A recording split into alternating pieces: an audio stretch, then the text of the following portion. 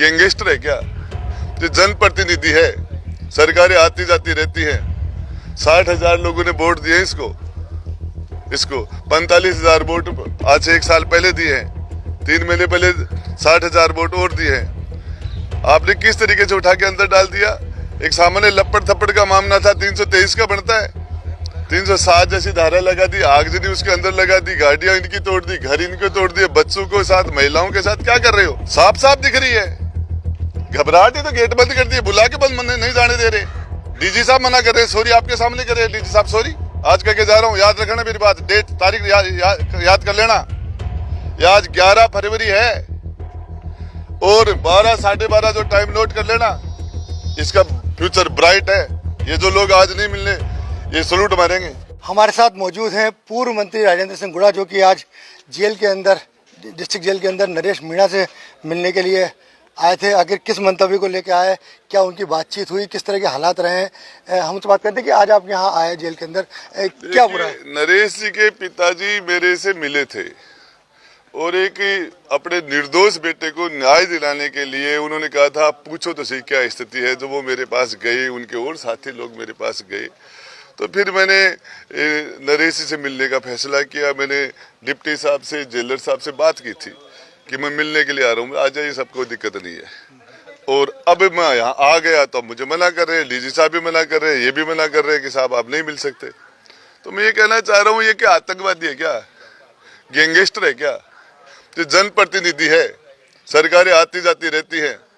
60,000 लोगों ने वोट दिए इसको 45,000 वोट आज से 1 साल पहले दिए हैं।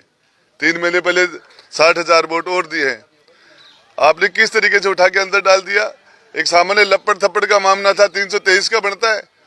307 जैसी धारा लगा दी, आगजनी उसके अंदर लगा दी, गाड़ियां इनकी तोड़ दी, घर इनके तोड़ दिए, बच्चों के साथ महिलाओं के साथ क्या कर रहे हो? आज भी नौजवानों को उठा उठा के अंदर डाला जा रहा है। ये घमंड आ गए इनके, ठीक नहीं है। लगता है कोई राजनीतिक षड्यंत्र, कोई पॉलिटिकल इस तरह का चल रहा है कि इनको फंसाया जाए। नहीं, फंसा तो दिया। षड्यंत्र क्या? कोई भी संघर्ष करने वाला आदमी, मेरे 2 मुकदमे लगा दिए, मेरे लगा दिए 2 मुकदमे, अब भी कर लेंगे गिरफ्तार, क्या फर्क पड़ता है? लड़ाई लड़ेंगे हमने, हमारे पीछे लोग लड़ेंगे। ऐसे थोड़ी होगा। आप जाहिर के साथ नाइंसाफी कर दो, महिलाओं के साथ, बच्चों के साथ घर तोड़ दोगे, गाड़ियां जला दोगे, घर नौजवानों को उठा के अंदर डाल दोगे। 3 महीने से बंद पड़े हैं। 323 का मामला था, लपड़ थपड़ पूरी दुनिया देख रही थी। एसटीएम ने भी गलती की थी, बीपी बढ़ गई होगी, हाथ उठ गया होगा, क्या सामान्य सा मामला है? क्या राई का पहाड़ बना दिया? देखिए, आप तो खुद संघर्षशील रहे हैं, काफी आपने भी इस तरह के कई आंदोलन सब कुछ देखे हैं। रोज करता हूँ। तो क्या लगता है नरेश जी का सब कुछ एटीट्यूड सही था जो कुछ हुआ? मेरी नजर में कोई गलत नहीं था। एसटीएम ने गलती की थी हमारे साथ। झुंझुनू उसी दिन चुनाव में लड़ रहा था, पूरी सरकार हमारे सामने चुनाव लड़ी, कलेक्टर हमारे सामने, एसपी हमारे सामने, पूरी मशीनरी हमारे सामने लगी थी। बूथ कैप्चर कर रहे थे, वोटों पे लोगों से वोट डलवा रहे थे। पूरी सरकारी मशीनरी का बेजा दुरुपयोग करके सरकारी चुनाव जिताए थे उन्होंने। मुझे भी वैसे हराया था जैसे नरेश को हराया। ये नरेश मीणा के साथ दिक्कत ये आ रही है कि उनके साथ मतलब जो नेता है खुल के सामने नहीं आ पा रहे अभी तक। आप आए, आप भी काफी 90 दिन बाद माने इंदिरा मीणा जी आए, वो भी काफी दिन मेरे पास गए थे और मैं आया हूँ 300 किलोमीटर से चला गया हूँ, 300 किलोमीटर वापिस आऊंगा। अभी मिलने नहीं दे रहे। और इस मामले के अंदर आपको पता नहीं, हमने भी चुनाव लड़ा, हमने भी लड़ाई लड़ी, उसके बाद हम रोज प्रोटेस्ट करते हैं।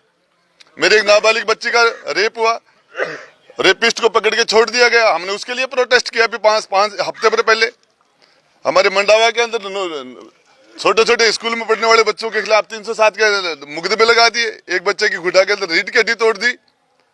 अपराधियों के साथ कुछ नहीं करते, पूरे प्रोटेक्शन के अंदर बदमाशी करते हैं, हर जगह दादागिरी फैला रही। डबल इंजनी में नशा आ गया, उतर जाएगा जनता। देखिए, लगातार इनको लेके महापंचायत हो रही है। जयपुर के अंदर भी विधानसभा घेराव की चेतावनी, प्रहलाद गुंजल जी उसकी अगुवाई कर रहे हैं। अब देखिए, मैं आपको बताऊं, आज से अब मैं इस आंदोलन में मैं भी लग रहा हूँ।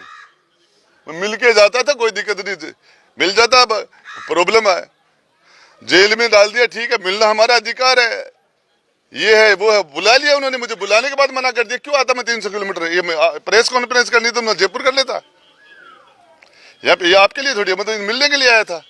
क्यों पहले मुझे बुलाया, मुझे मना किया है। अब 300 किलोमीटर वापिस आऊंगा। तो लगता है राजेंद्र गुड़ा से कहीं ना कहीं घबराहट है सरकार के अंदर, साफ साफ दिख रही है।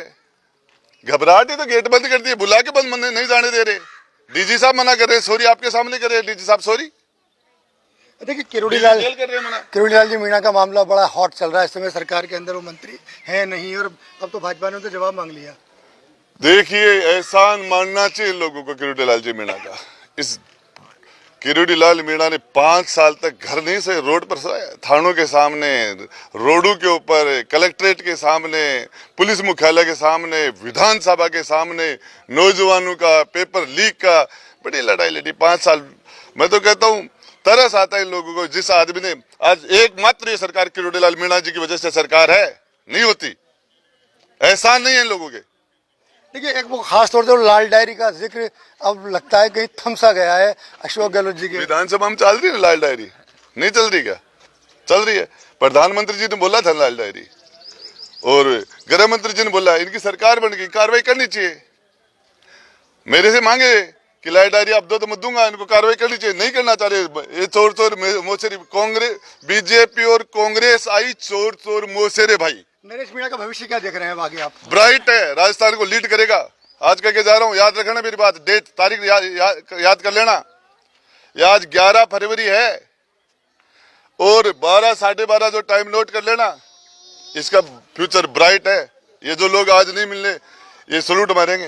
देखिए ये थे राजेंद्र गुड़ा, जिनका कहना था कि नरेश मीणा का फ्यूचर पूरी तरह से ब्राइट है और लाल डायरी का जिन्न अभी तक जिंदा है, अभी तक मौजूद है। राजस्थान तक के लिए टॉक से मैं मनोज तिवारी।